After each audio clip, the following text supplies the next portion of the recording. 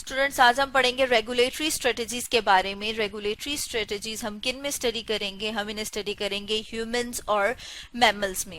और अगर बात की जाए कि रेगुलेटरी स्ट्रेटजीज हैं क्या, रेगुलेटरी स्ट्रेटजीज कहा जाता है कि ये वो हिकमत अमली है जो कि ह्यूमंस और मैमल्स अपनाते हैं अपनी बॉडी के फंक्शंस को मेंटेन करने के लिए।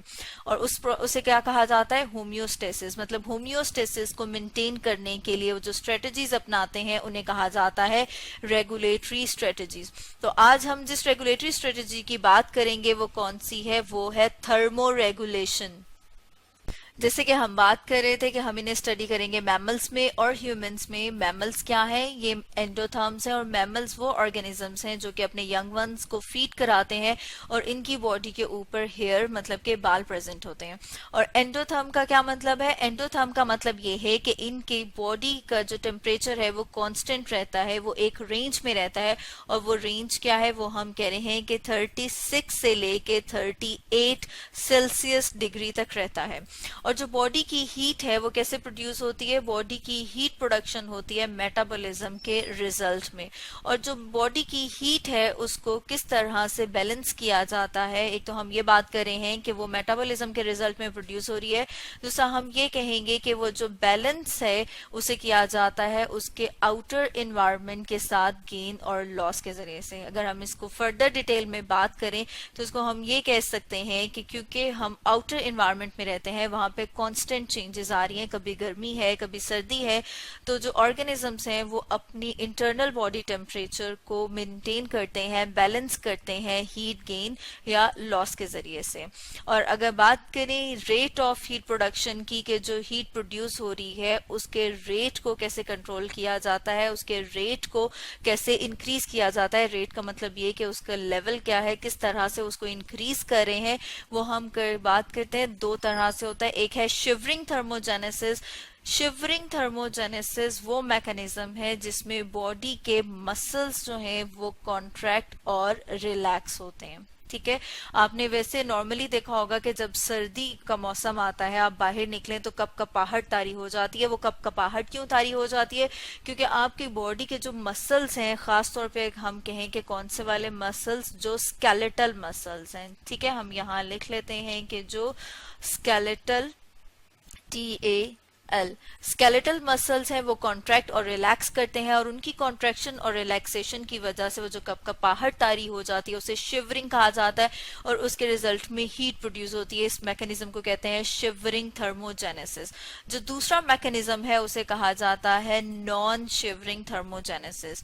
जैसे हमें नाम से पता लग रहा है कि नॉन शिवरिंग थर्मोजेनेसिस में क्या होगा कि इसमें शिवरिंग नहीं होगी, मसल्स जो है वो कॉन्ट्रैक्ट और रिलैक्स नहीं होंगे, बल्कि बॉडी में क्या होता है, बॉडी में डिफरेंट ग्लैंड्स प्रेजेंट होते हैं। ग्लैंड्स क्या होते हैं? ग्लैंड वो स्पेशल टाइप के सेल्स हैं जो कि केमिकल्स को सिक्रीट करते हैं।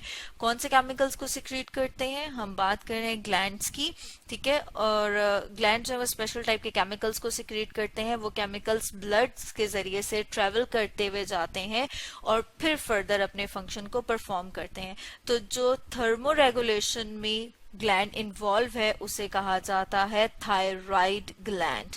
ठीक है, ये जो थायराइड ग्लैंड है इसकी जो हम बात करें कि थायराइड ग्लैंड, ठीक है, तो ये जो थायराइड ग्लैंड है ये हार्मोन प्रोड्यूस करता है जिसे कहा जाता है थायरॉक्सिन, जिसे T4 भी कहते हैं।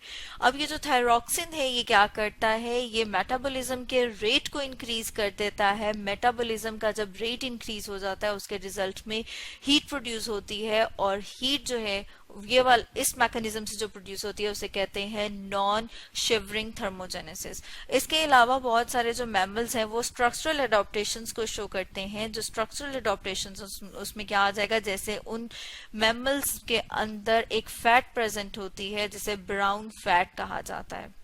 ये जो ब्राउन फैट है ये यूज की जाती है जब उसको इंस्टेंट फॉरन से एनर्जी की हीट की जरूरत होती है, तो फिर इस ब्राउन फैट को यूज करते हुए हीट को प्रोड्यूस किया जाता है।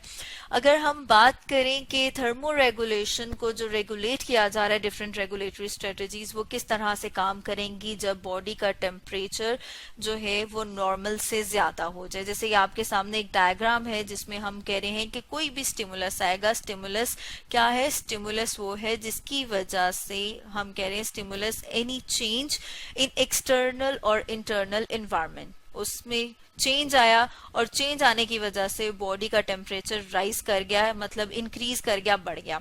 और जो होम्योस्टेसिस था वहां से अब इम्बैलेंस हो गया। इम्बैलेंस होने की वजह से क्या होगा कि बॉडी के में डिफरेंट रिसेप्टर्स प्रेजेंट हैं, जैसे हम कह रहे हैं कि स्किन के पास होते हैं थर्मो रिसेप्टर्स, वो डिटेक्ट करते हैं उन चेंजेस को, और डिटेक्ट करने के बाद ब्रेन जो कि हम कह रहे हैं कि बॉडी के सारे फंक्शंस को कंट्रोल कर रहा है, उसके पास एक स्पेशल स्ट्रक्चर है जिसे कहा जाता है हाइपोथैलेमस।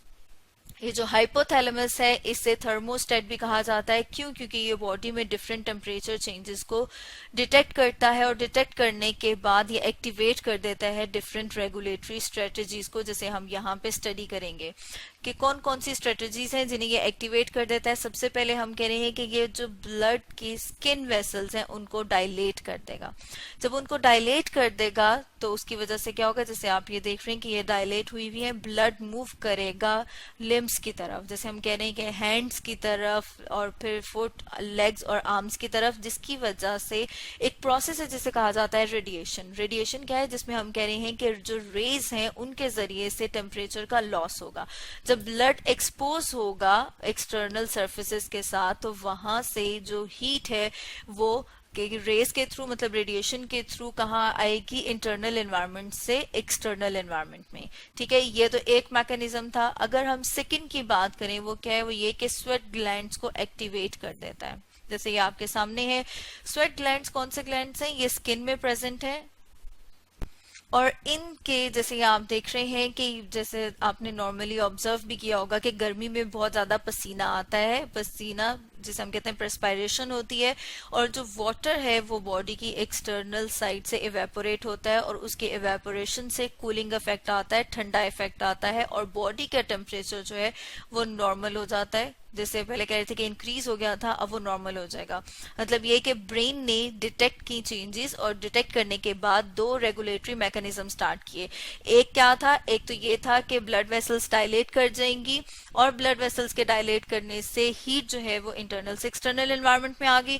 दूसरा जो मैकेनिज्म था वो ये था कि जो स्वेट ग्लैंड्स हैं वो एक्टिवेट हो जाएंगे, और उनके एक्टिवेशन से प्रेस्पायरेशन, मतलब ये कि पसीना आएगा, और वाटर जो है वो एक्सटर्नल साइड से इवेपोरेट होगा, और उससे कूलिंग इफेक्ट आएगा। और इन दोनों के रिजल्ट में होता क्या है, बॉडी का टेम्परेचर नॉर्मल हो जाएगा, और जब बॉडी का टेम्परेचर नॉर्मल हो जाएगा तो ब्रेन को मैसेज भेजा जाता है कि वो इन रेगुलेटरी मैकेनिज्म को स्टॉप कर दे, उनको शट ऑफ कर दे, और क्योंकि होम्योस्टेसिस मेंटेन हो गया है। ठीक है, ये तो हमने बात की कि अगर बॉडी का टेम्परेचर इंक्रीज कर जाए तो कौन सी रेगुलेटरी स्ट्रेटजी अपनाई जाती है। लेकिन अगर हम बात करें कि बाहर बहुत ठंड है, कोल्ड इन्वायरमेंट है, तो क्या होगा, तो बॉडी का टेम्परेचर जो है वो डिक्रीज कर जाएगा। अब स्टिमुलस क्या है, स्टिमुलस ये है कि बॉडी का टेम्परेचर डिक्रीज कर गया है, होम्योस्टेसिस से इम्बैलेंस हो गया है। अब इस बैलेंस को दोबारा मेंटेन करने के लिए रिसेप्टर्स जो है वो मैसेज रिसीव करने के बाद ब्रेन के पास लेके जाते हैं। ब्रेन का जो पार्ट जिसे हमने कहा था हाइपोथैलेमस, इसके पास थर्मोस्टेट की तरह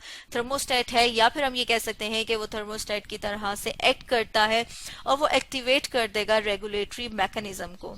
जब टेम्परेचर के डिक्रीज होने से कौन से रेगुलेटरी मैकेनिज्म स्टार्ट होते हैं, यहाँ पर हम कहेंगे कि जो स्किन के ब्लड वेसल्स हैं वो कॉन्ट्रैक्ट कर जाएंगी।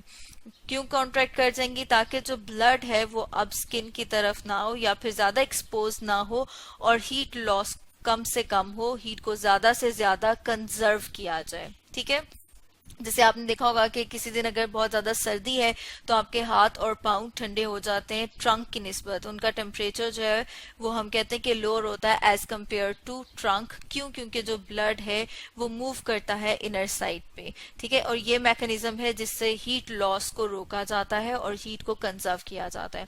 अगर हम दूसरे मैकेनिज्म की बात करें वो क्या है, जिसमें हम कह रहे हैं कि स्केलेटल मसल्स जो है वो एक्टिवेट हो जाते हैं, और उनके एक्टिवेट होने से क्या होगा, मसल्स कॉन्ट्रैक्ट और रिलैक्स होना स्टार्ट हो जाते हैं और उनके कॉन्ट्रैक्शन और रिलैक्सेशन के रिजल्ट में, जैसे हम ऊपर बात कर रहे थे, शिवरिंग स्टार्ट हो जाती है, कपकपाहट स्टार्ट हो जाती है और हीट प्रोड्यूस होती है। और जो हीट प्रोड्यूस होगी उसके रिजल्ट में बॉडी टेम्परेचर राइज कर जाएगा, इंक्रीज हो जाएगा, बढ़ जाएगा। और जो ब्रेन है वो डिटेक्ट करता है, ब्रेन का जो पार्ट हाइपोथैलेमस है वो डिटेक्ट करता है कि अब दोबारा से होम्योस्टेसिस जो है वो मेंटेन हो गया है। अब जब होम्योस्टेसिस मेंटेन हो गया है तो इन मैकेनिज्म को शट डाउन कर दिया जाए। तो स्टूडेंट्स, आज हमने पढ़ा रेगुलेटरी स्ट्रेटजीज के बारे में।